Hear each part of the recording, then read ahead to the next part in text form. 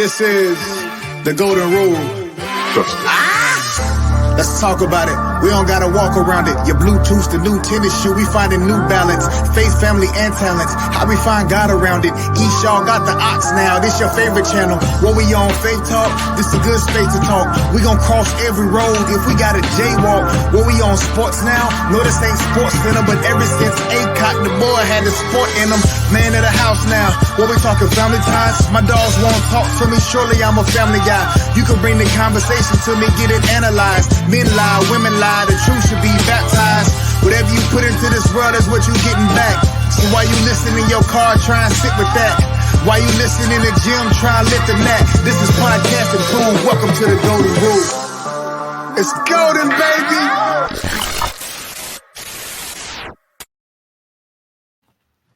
What's happening, folks? It's your boy Eshaw. This is the Golden Rule Podcast. It's a podcast about all things that like-minded people discuss. And today, man, I'm telling you, I got a special guest. This one hits home for me because this guy here, this is a part of the foundation of your boy. So it hits home. It's going to be a great episode, man.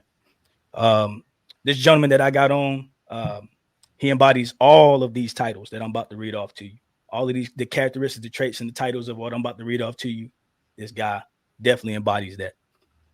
First, he's a mentor to countless young men whose life he's impacted in a number of ways for many decades.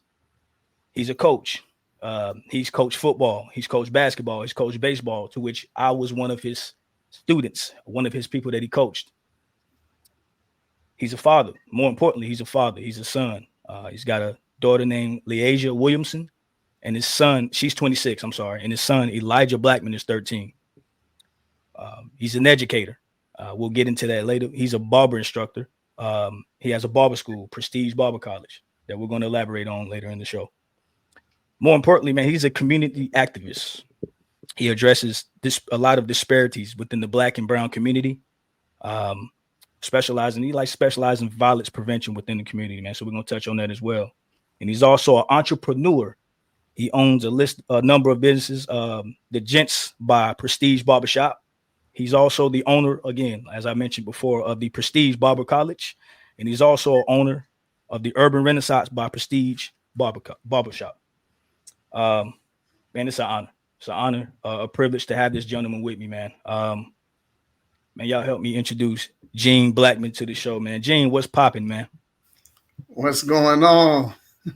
Man, I appreciate the introduction, man. I definitely appreciate that, man. I don't feel like I did good enough, man. How I do? You did well, bro. Hey, man, as I said before, man, I know I'm not the only person that echoes this, man, but it's really a privilege for me to have you on here. We're going to touch base on what you mean to me. But first, man, I want to get right into it, man. I want to get right into it for these people, man, because this is something that definitely needs to be heard.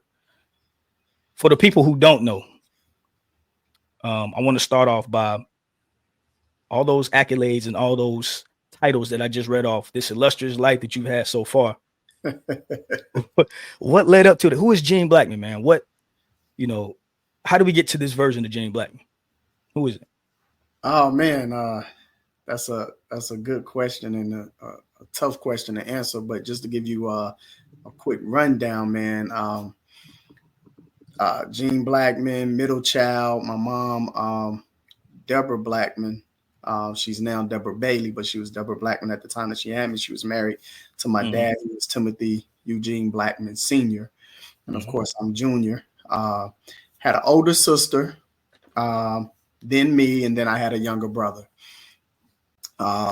Father got locked up at the age of 3. Got locked up for robbery, and he did 12 years. So, my mom found herself into that single mom role. Right. She was a single mom of 3. My aunt, which was her sister, was a single mom of 3, and they came together to raise all of us in my grandmother's house off of Baldwood Road in Woodmere Park.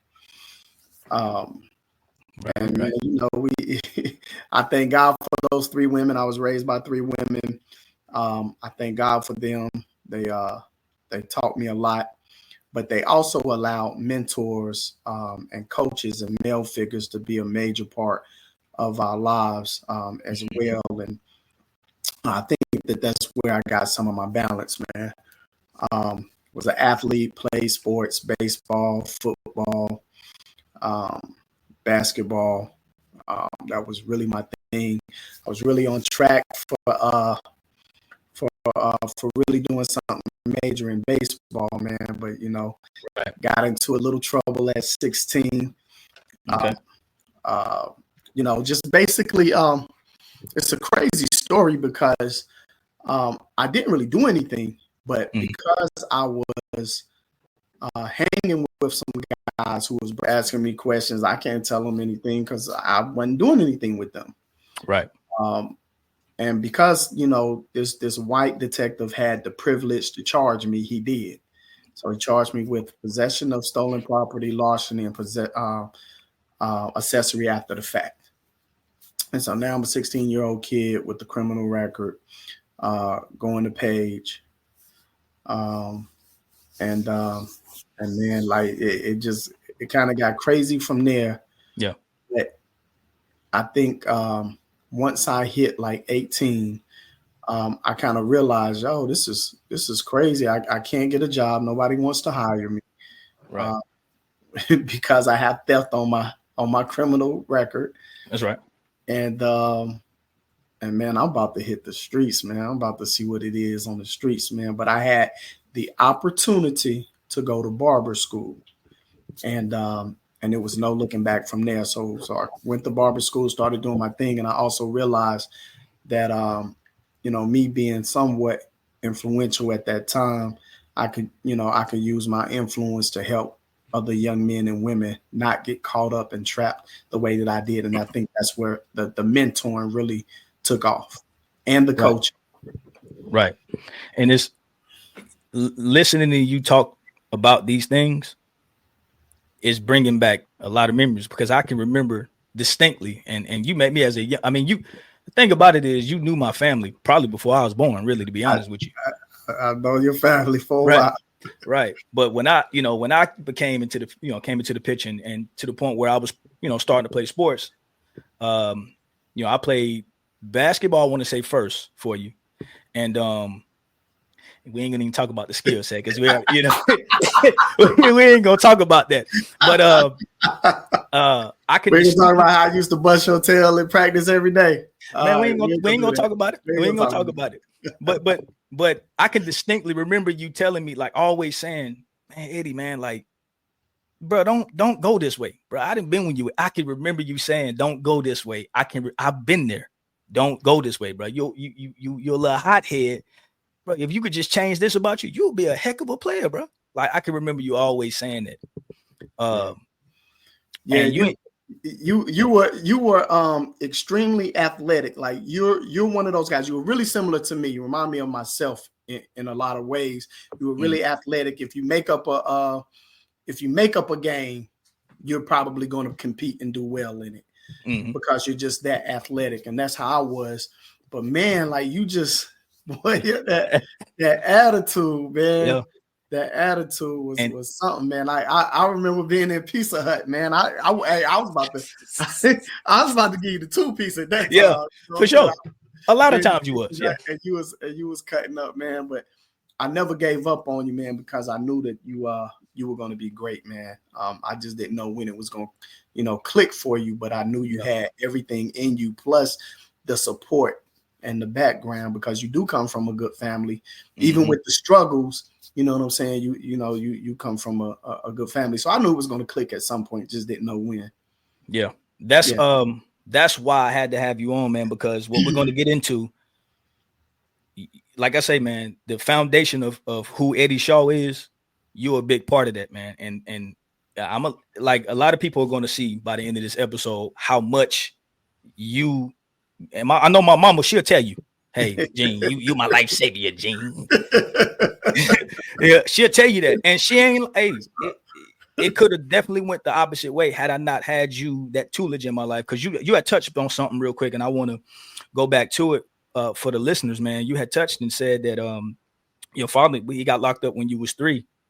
Well, I mean, everybody who know my story, my pops set a great foundation for me early on in life. And he kind of left without getting too deep into it from age, I want to say 8, right before you came into the picture, from about the age 8 to pretty much till I was grown. You know, he not saying he left us, but he was absent. Gotcha. Right. So in UConn, the first of a couple of male mentors who comes in and literally fills that void. My stepfather being one of them too. But when it comes to sports, that's what me and you related on. Again, man, I remember when I never played baseball ever in life. And you had a baseball team. You're like, hey man, look, I want you to come play with me. I'm like, dude, I don't even like baseball. What is that? I don't even know how to play. Man, when I seen you throw that curveball, bro, I said, bro, I know I can do that. So I remember we at Pillar Center. And for those who know Greensboro, they know what Pillar Center is. And we out there for hours. You literally showing me how to throw a curveball to the point where I threw a curveball. And I pitched. I pitched shortstop. I did everything, man. First, I ain't never played baseball ever and haven't played since. but I understand the game. Right. Because of you, man. And it could have easily, I mean, in Greensboro, it's so easy for young men to go left. Yeah. As opposed to going right. And man, you kept me right. Seriously. And it could have got ugly for sure. Yeah, man. And that was the thing, Eddie. Just trying to keep you busy, man. Mm-hmm. I was really just trying to keep you busy, man, because the streets was ready to snatch young brothers up, man. Just like that, man. So I just knew I had to keep you busy, bro. And that's what I was doing, man. Any sport that I could keep you in, man. I was trying to, come on. Yeah. Let's, we want to touch on the mentorship part of it as well. And this is just my story. I mean, I can go to 100 cats, my teammates, and they got the same story, man. Gene, man, like you went to some wicked neighborhoods, man, and collected these kids, put them on one team at a gym, at a recreation center across town. And you getting all of us together, man, to play basketball, teaching us how to run plays. I never knew structure in sports until I played for you. I didn't know what a set was. I didn't know. I had no clue. And so did a lot of these kids, man. And I'm talking about some wicked parts of Greensboro, man. You took all of these kids. I remember one time we was at your spot, and man, there had to have been about 15 kids in there, man. And, it was deep. and we up in there playing the game, eating pizza and stuff like that, man. And you in there just mentoring us, man. Look, man, like, hey, this is what it's about. I got all of y'all in here for a reason. We ain't got it was never I never once fought nobody in front of you. You didn't allow that.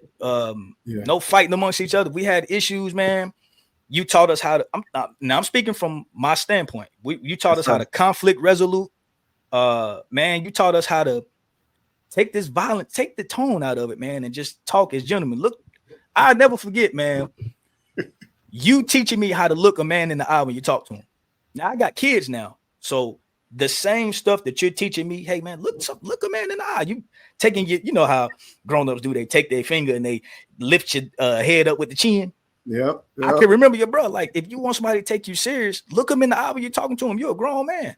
Stop all this crying, bro. Like, that's the first time I ever got that from a man.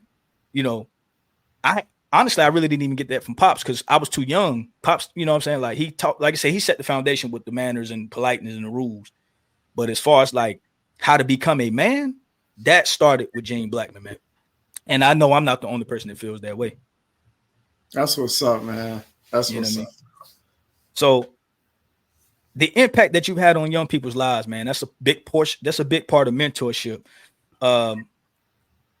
Just touch base on that for me, man, as far as like the mentorship that you got going on now. Tell us what you got going on with that. Well, so right now, excuse me, I'm I'm part of an organization that is called Establishing Safe Cultures. And with Establishing Safe Cultures is violence prevention. Excuse me, bro. It's violence prevention, and we believe that it's kind of two lanes when it comes to addressing violence. One is that there is structural racism present. Like black and brown kids aren't just born killers, but you put anybody in some of the conditions that we're put in on purpose, then you kind of get the results of violence. The second part that we believe is culture is a major issue. Everything that we see here on the radio, TV, movies, whatever, is resolving conflict through violence. So you go from zero to violence. It's no in between. There's no options. And so we wanted to make sure as an organization and as a community, we do our part in shifting the culture, right, and showing kids how to resolve conflicts, or at least know what the options are whenever you're faced with conflict, and walk through those options before you get the violence. Right. I'm not saying violence isn't necessary. Sometimes it is. You have to defend you and your family. But when you have other options, at least walk through the options first. Absolutely. So that's what we do with Establishing Safe Cultures. And it's a and it's a coalition of community leaders and organizations, who have come together to say, hey, we're gonna address this thing. Exactly, man. I remember talking with you a little bit about that, brother. You guys, again, you address some of the on the social, personal, like I say, conflict resolution, financial literacy is one of the things you guys teach as well. Yeah, we do social emotional development. We do personal development. We do conflict resolution and critical thinking. We do kids yoga and fitness. We do kids financial literacy. And we also have a real talk portion where we have people who was in the streets, and then we have mothers who have lost their children to come in and give a real account of what that street life is about versus the glorified version that you may see on Tubi and other movies. Right.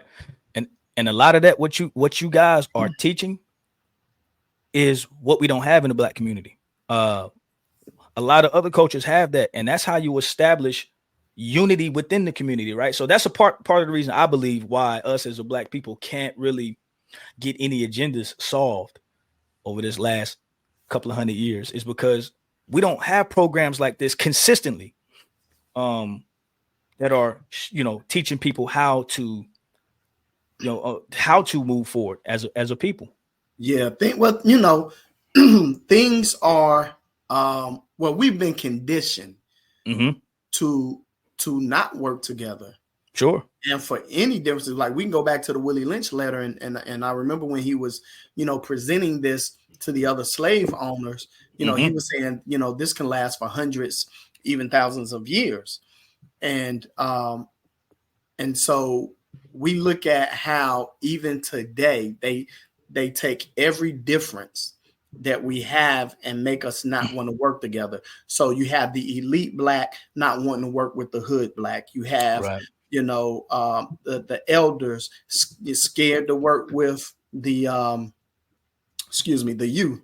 You have the youth thinking the elders are corny. You have the hood cats thinking the corporate cats are corny. You know what I'm saying? You got the corporate cats like, I ain't fooling with them. So it's just so divisive, and we do not work together. Right. And that's something that, we have to be intentional about, man. But we can't continue to allow white agenda to trick us into not liking each other for our differences. That's right. I agree with you 100%, man. For the folks who may not know, which is obviously a lot of people that's watching, you guys established this organization that you have. How do the kids actually access it? Like, where do they go?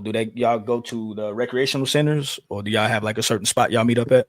So right now, what we're actually doing, we're actually doing workshops at the rec centers. Okay.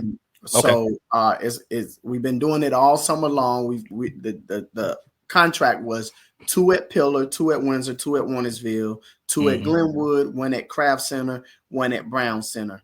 So we're kind of halfway through it right now. But but yeah, that's what it is, man. We've partnered with Parks and Rec, and we're doing these workshops at these centers, man.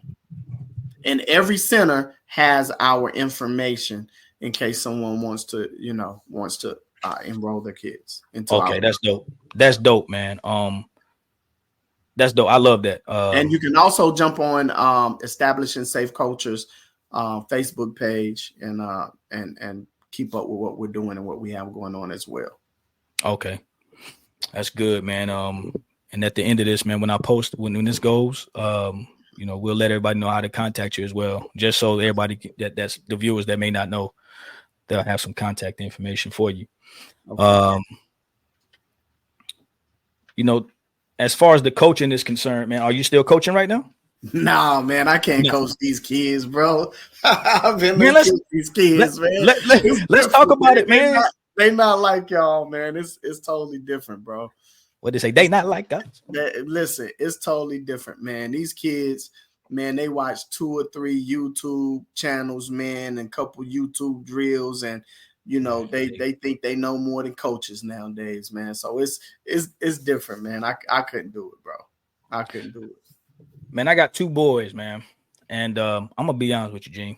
I told, and I'm pretty sure you had a similar conversation with your 13-year-old. I told CJ, bruh, I feel sorry for you, my boy. Because the women you got to court, whew.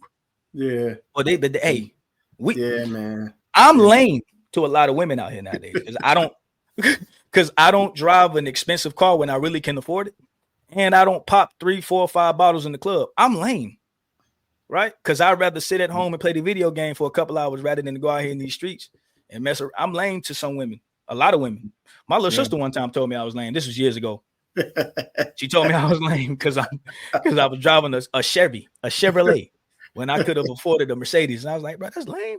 And I knew right then and there, we had it down, man. Man. And that's the thing, man, because like we try to measure, if somebody is popping based on what they have. Mm-hmm. And it's kind of crazy, man, because none of those things really mean much. And I know for me, at the end of the day, like I still live in the Phillips Avenue area. Like I can go get a crib in other communities, but I'm still in the Phillips Avenue area. But my house is free and clear. Mm-hmm. Do I want to go and get a mortgage somewhere and create another 30 years of debt? Like why? I'm trying to leave things to my family, when I'm gone, right. Man. I'm not trying to pile up all the things that mean nothing. You know what I mean? Just to look like something to somebody else. Right. You know what I mean? So yeah, man, I'm with you, bro. I guess I'm lame too. Yeah. Hey, and you know what? Look at, like, I've always been like that. I will be honest with you. My pops was like that. Like, pops wasn't rich by any means. And some people measure richness as money. As far as monetary value, he wasn't a rich man, but that man was rich in people.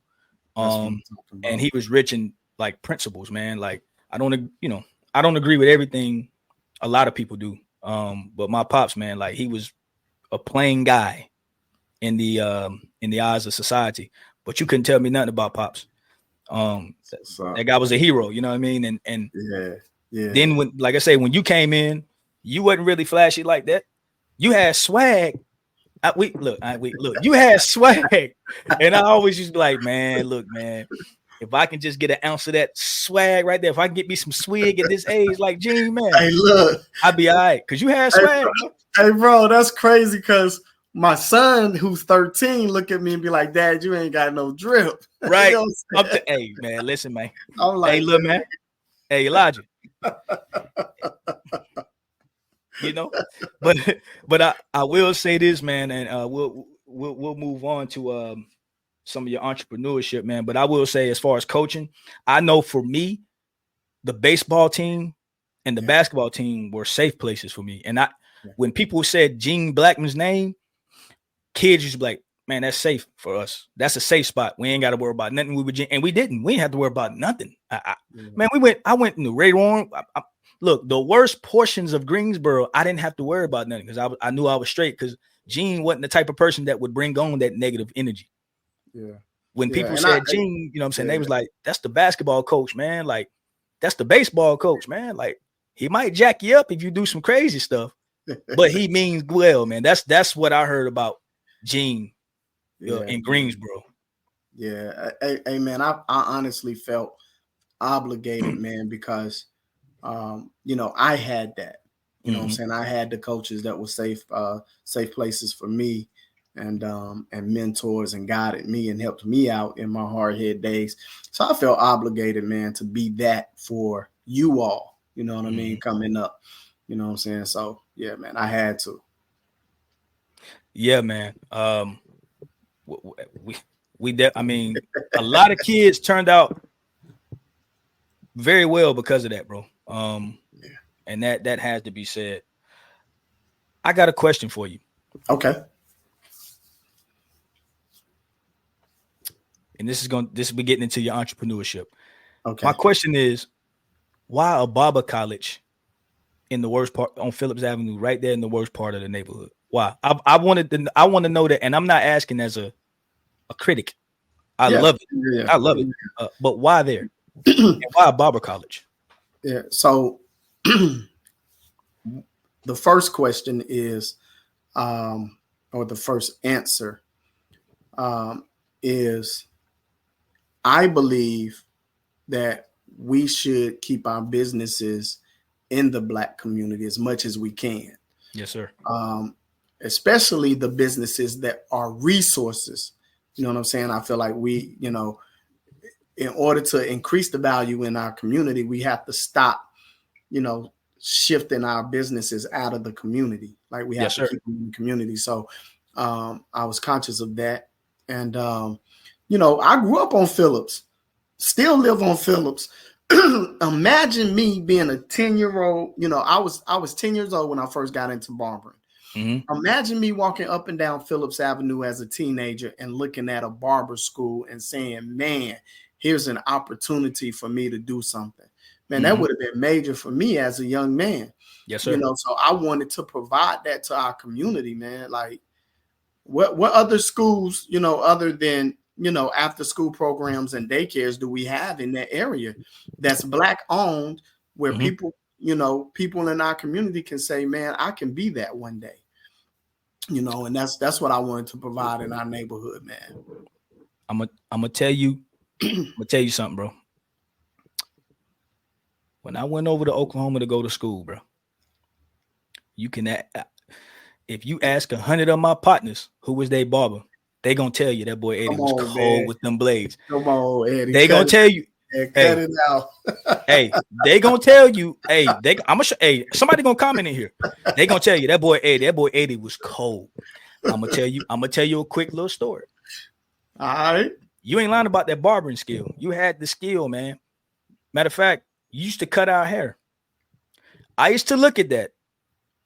And I kid you not. The first person who I cut their hair was the guy by the name Jim. Hey, Jim May. What's up, boy? You remember when I bought them? Hey, you remember when I bought them clippers at the corner store? We went to the bus stop. I shaped you up, bro. Your line was fresh and crispy, my boy. When you cut my hair that day, and this is known nationally, but a barber can make a man feel like a new man.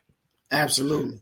But when you cut again, I'm trying to do everything the Gene way. So when you started cutting my hair, bro, I never put down clippers since then. Never. Word. And I seen people cut hair before that. But your coach cutting your hair for the free ski? Man, it don't get no better than that, man. It don't get, you guys, hey, when I went to college, I was the man with them blades, boy. I'm telling you. So, we gotta. I gotta see a cosign on that one, bro. Oh, for sure. I got you. Matter of fact, my son, when I cut my son CJ hair. Quiet in the comments, man. I don't see any cosigners right now. Hold on. When I cut my son CJ hair, I'm gonna send you a picture. Faded and all, my boy. Faded and all. Now I don't want you to take him to the shop and then you come home and take pictures with clippers in your hand. Nah, I'm gonna show the video. I'm gonna show the video. You know what I mean? The barber school. Yes, sir.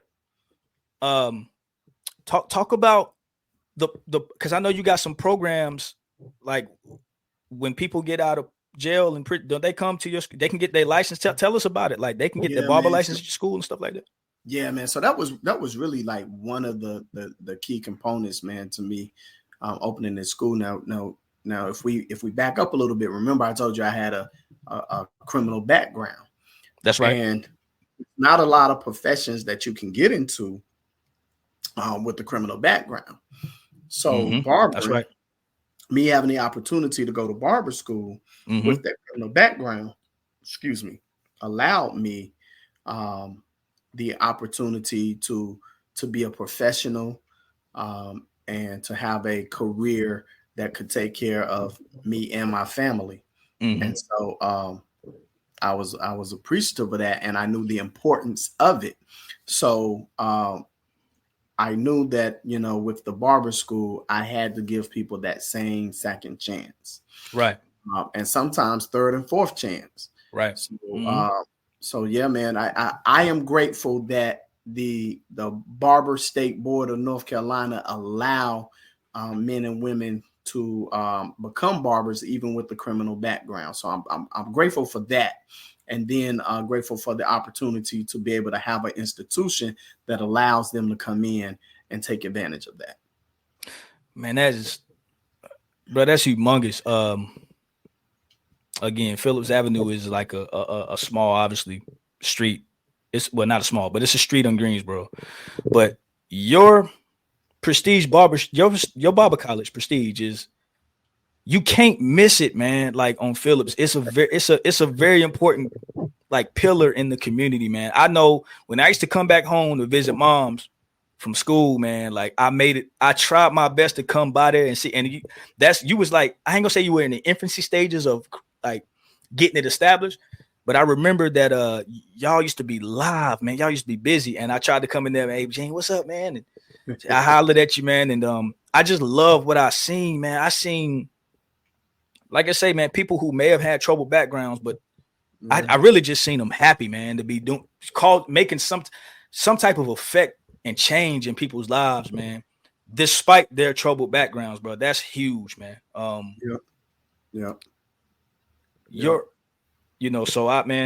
you've always, again, man, you always been like that, man. Like, man, just helping people out from a young age, man.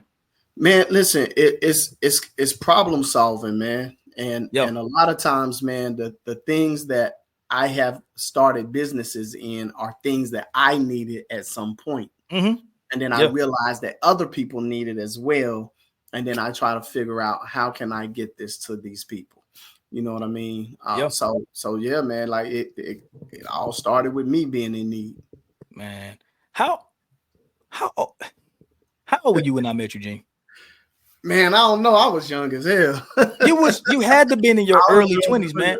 Yo, you remember when let me tell you how I first met you. But real quick, I know I'm off topic just a smidge, but people gotta hear this. You know how I first met you? How you first meet me, man? Bro, I was like 5, maybe 4 or 5, and I remember hearing, so what the heck is that, man? Because at grandma's house, you better not be up at night. You better not be up late at night. So I looked out the window, and I'm seeing Brian, Travis, Aaron, and this little dude racing. I'm talking about y'all boys was racing full speed down that hill, bro. I'm like, what the heck is going on, bro? So I went outside. Meek and Lily and them used to sneak outside, right? I'm snitching on y'all right now.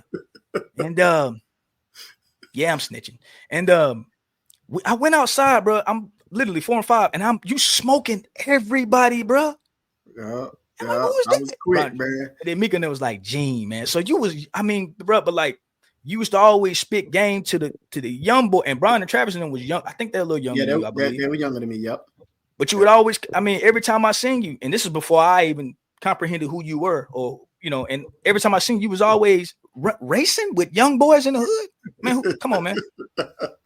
So like, I just want to give everybody shed a light on, bro, like, the energy that you always used to bring, man, it's always been like that, man. I just wanted to touch base on that. That was my earliest recollection. My son needs to hear this, man, because like he don't know the athlete that I was, man. So he definitely needs to hear this, man. Listen, man, I used to stand up on that home plate, and you used to throw that curve, boy, and I'm ducking, and I hear start. I'm like, hey, man, hold on, man. I said, Gene, teach me how to throw that, bro. But we sit up there for 5 hours. You showed me how to throw that curve, and you showed the two-seamer. Yep, come on, man. Yep. Let me. I'm off track because I'm getting excited. Come on, man. Let's talk about your barbershops, man. You got 2 of them, and I know you had one of them for a while, right? Yes. Okay, yes. So let's talk about those, man. So at one point, I actually had 5 popping at one time. Mm-hmm. I had one on Phillips, 2 in the English Street area, and then I had shop downtown, and then I had a beauty salon. Okay. But once I opened the school, man, I really kind of shut all that down. Mm-hmm. Kind of sold them all. But what I noticed, man, was that man, it was a lot of dope talent coming out, man, and some of those guys, man, I was like, man. They didn't really fit in a lot of places because the professionalism was starting to go down in a lot of the shops. Right. And so, man, I was like, man, I need to go on and bust another shop open, man. So that's when I opened up, Gents by Prestige, opened that up, man. And it was at that time, it was all graduates from Prestige Barber College up in there. Right. Yeah, man. And so we were rocking out, man. And one of my nephews, Tevin Whiteside, who was one of the barbers in there, graduated from the barber school. Yeah, I know. I remember Tevin. Okay. So Tevin and I opened up Urban Renaissance by Prestige as well. Okay. It's a little more urban. The young guys really love it in there. Mm-hmm. Gents by Prestige is a little sophisticated type spot, but it's a balance, man. They're not far from each other, man. So it's kind of like, what's your flavor? You can go to Urban Renaissance or you can go to Gents. Man, dope, man. I don't think I've been to either one. I think the one you had. I think you came to Prestige Hair Center. That's right. I used to have one of those on Phillips Avenue before. That's right. At the school, and then I had English Street, Prestige Hair Center as well. Yeah, man. Everything Prestige, bro. That's what, hey, man, and that's what I started my own business, man. And one thing I'm trying to do, man, is like you say, you got everything on the one entity, right? And you can branch off. Prestige, barbershop. You got the, you can branch off, man. So I think that's real dope, man. I think like you say, man, you've always had that entrepreneurship from a young age. Even when I started selling candy bars, man, like, and I started doing that. You remember that? Yeah. Young. My wife, I tell my wife all the time. I tell CJ, bro, I had a job when I was 12. Like, he ain't believe me. He's like, how could you work at 12, Eddie? I'm like, bro, entrepreneur, bro. I was a hustler, man. I had to get out here, man. Mm-hmm. I had to get out here. And you just be like, hey, man, go make that money, man. Long as you're doing what's right, long as you ain't doing nothing wrong, man, hey, you get that money. You know what I'm saying? Exactly. I really, one of the last things I want to touch on with you, man, is why do you, we touched on a couple of these things, man, but I really just, and I know the answer to this, by the way, but this is more so for my kids. Why care so much, man? Why? Community activism is not easy, man. I know you're not into politics a lot, but it's a 2-part question. Why are you into community? Like, why does this mean so much to you as far as community activism and helping these kids? I always used to ask myself, Gene, why do you care so much about all these kids, man? Because that's one thing, like and another thing you did that I admired as a kid. We wasn't just kids. Like, you literally spent time with all your players. I never understood how you had that much time to do that with each player You knew my strengths and weaknesses. You knew Daryl's strength and weaknesses. DJ Martin, you knew his strength and weaknesses. Like every player, like, and you actually spent personal time like with these boys, with these kids. Why? Man, shit. Man, I don't, it's kind of one of those things, man. God just put certain things in you. Mm-hmm. And man, like one of those things, man, is just an extreme amount of love for people. Mm-hmm. And once again, man, I saw people showing me love in areas where I really needed some love. You know what I mean? Whether it was time, a lesson, or whatever. Sometimes just support, like got my back on something. Right. Yeah. Yeah. I've seen all of those things cause a positive reaction to my life or in my life. And so it was just like I felt obligated to do the same, man. And when you're talking about getting into the advocacy, man, I feel like at certain points in time, certain people have a voice that other people do not have. That's right. Whether it's because they were famous or popular or because they're articulate or whatever it is, people just are drawn to them. Like certain people just have a voice at certain times in their lives where you can use that voice to gain certain things and benefit yourself, or you can use that voice to speak for people who are less fortunate. And I think that's what I was kind of sold out to. That's right. You know what I mean? It's a lot of, just being frank, it's a lot of fucked up people out here and a lot of fucked up situations. And for sure, somebody like myself, who see what's going on and have the right analysis around what's happening, I have to speak for people who can't speak, or speak for people who people are not listening to. You're not listening to them, but I'm gonna speak for them. Mm-hmm. You know what I'm Absolutely. saying? Yeah. So that's bro. I had to do it. Major. God called me to it. If I was to just wrap it up in a short phrase, God called me to it, bro. And you know what? I firmly believe that, because again, that for me, and I'm pretty sure it's for a lot of people, most people who know you, that has been the one consistent thing when people talk about Gene Blackmon.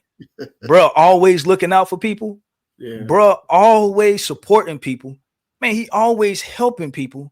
If he had $1, man, he gonna give you 95 cents with 2 kids. Like, that's another thing. I never understood that, bro. But I know you're speaking the truth. Yeah, and it sounds crazy, but because I sow seeds in the people who are more fucked up than me, and when it comes to like my daughter, my child, and just being taken care of in general, man, things have always come my way from people who were better off than me. You know what I'm saying? So that cycle always came around, man. See, that right there, what you just said, that's the Golden Rule podcast. What you put in the life is what you will get out of it, man. I teach my kids that. Like, I live life by that. Everybody who know me know what you put in this life is what you're gonna get out of it. If you take care of people, you're gonna be taken care of, bro. Yeah. That's why I say I'm not rich. When it comes to, like, when I say I'm rich, because I'm rich, but it ain't got nothing to do with monetary value. Like, I'm rich in people, man. I'm rich in spirit. I'm rich in principles, morals. And that's what I got from Gene Blackmon, man. That you helped start that for real. And I appreciate that, bro. I know it's a lot of guys that feel the same way I do, man. Man, I'm about to close this up in a little bit, man. But before I do, because I can't let you go yet, Jolly. Tell the people, man, what you got coming up, man. What I just shared one of your posts. You wanna real quick elaborate on that real quick? Which one? You got a man, you're gonna make me go back here. I just shared it. You just shared something earlier. Like an event that you got for the kids. If I want to say it's tomorrow or Sunday. Yeah. Sunday.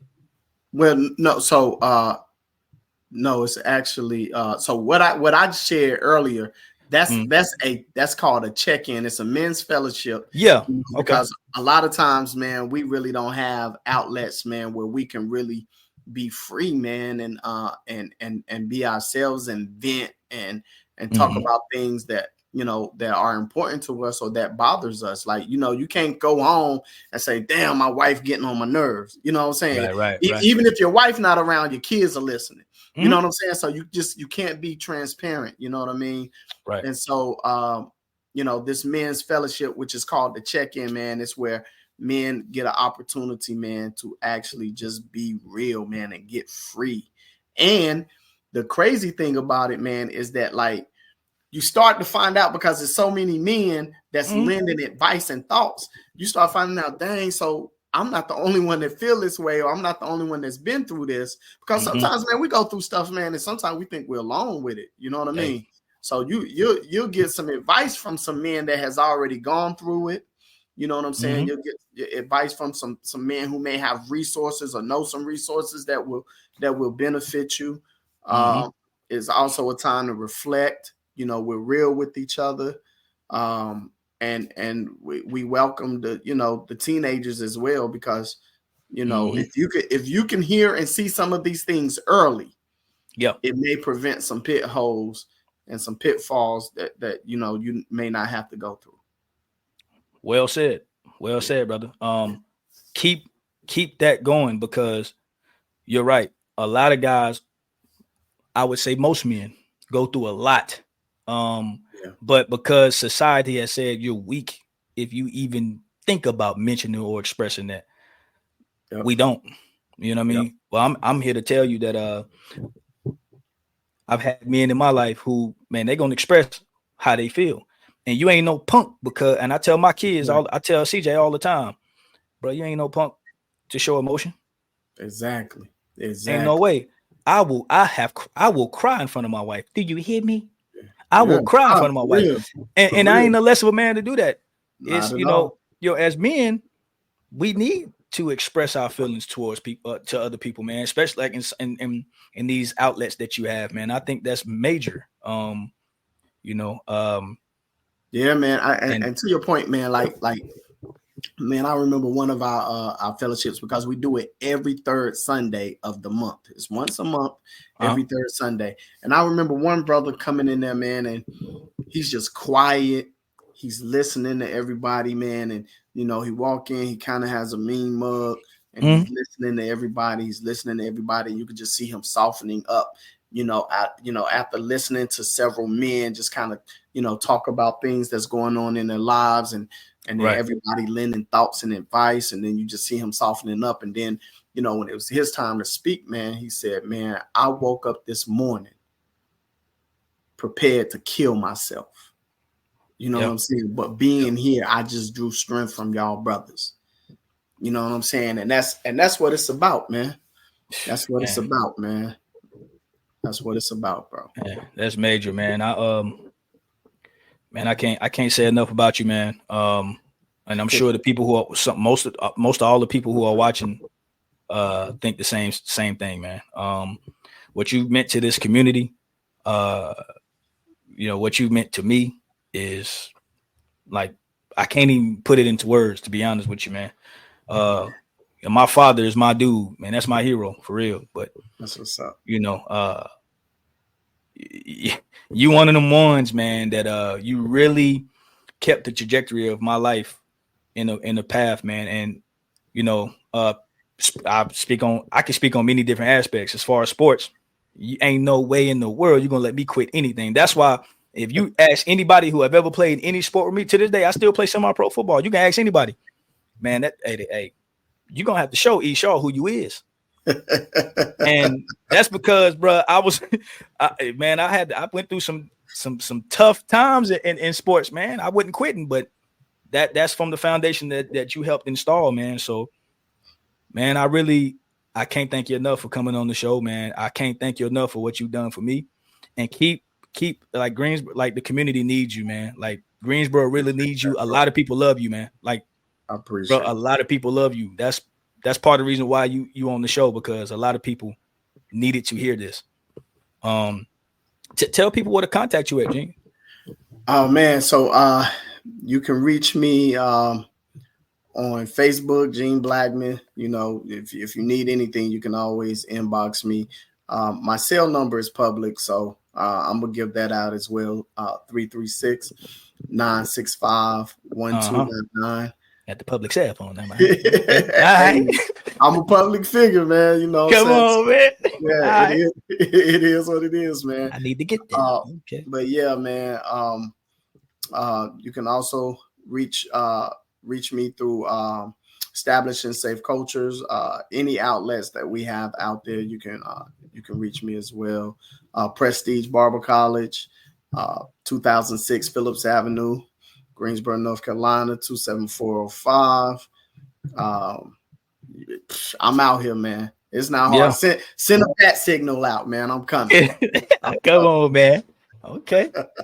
Any any closing remarks? Anything you want to you want to tell your boy? It's okay. It's okay if you want to tell me that I'm one of the best, athletes, the best basketball players that you coach. It's okay because I know that. Yeah. Yeah, I'm gonna tell you, man. I'm gonna tell you, Eddie, man. I really had some dope individuals, man, because all of y'all was special in a lot of different ways, even though we all came together to play, to play these sports, and y'all allowed me to coach y'all. But all of y'all were amazing, man.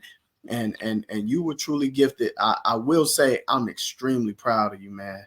Like you're like one of those poster childs, man, that I like to put up when I'm talking about, kids who you may struggle with in the beginning, but if you stick with them, you know what I'm saying, you'll see how amazing they really are, because you never know what people are what their challenges are beyond, the time that you have with them.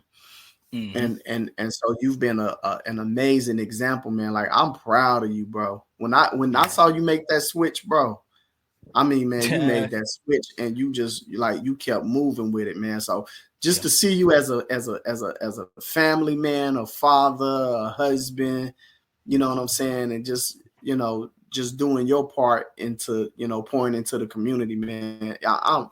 I'm proud, bro. I'm proud, man. As far as athleticism, man, I look at you, man. I believe I would like in my prime and you in your prime, you would be in trouble, bro. Jeez. You would be in trouble in any sport. In any sport, bro. Well, we're gonna take football out. Baseball, you'll get me. I ain't gonna lie. You was cold.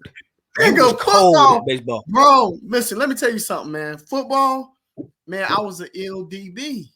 Yeah. I'm trying to tell you, man. I believe strap all day. I believe it, man. Strap all day, man. I believe it. I right. Definitely believe it. Man, hey, listen, just know we're gonna close it out, man. I can't thank you enough, but just know that what you see here in front of you, man, you had a huge part in that, bro. Along with a lot of other people, but you in particular had a huge a monumental portion in how I came out, man, as a man. A lot of the things I do, I got from you, bro. I can't thank you enough. I appreciate you, man. I salute you. And man, I'm definitely gonna have you back on, or you can have me on your show. Don't you got a podcast? A show? You do, and I'm gonna definitely bring you on. Definitely, man. Hey, lock me in, man. If you want to win, put E-Shaw in. Lock me in, man. Lock me in. You told me that 20 years ago. Yeah, hey, did I tell you that though? Man, hey, man, I appreciate you, man. I love you, brother. Love you too, man. Man, everything you're doing, man. Like I say, Greensboro is thankful for you, man. They definitely need you in that community, man. So keep doing what you're doing, man. We appreciate you for coming. Yes, sir. And we will chat here soon, my brother. I'm gonna go ahead and do this closing on the show. Thank you, bro. I'm honored, man. And once again, I'm proud of you, man. Keep doing your thing. I appreciate you, man. Me. Yes, sir. Yes, sir. Hey, man. Well, y'all seen it there, man. We finna close out. I appreciate everybody for tuning in, man. That was a special episode for me.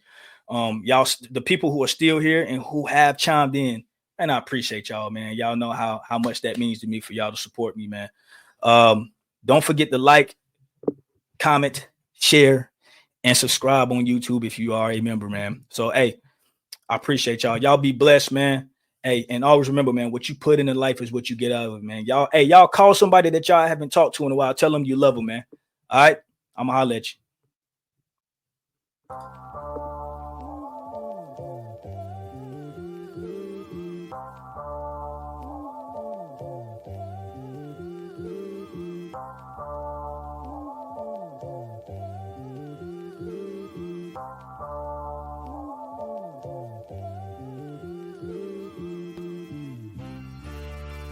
This is the golden rule.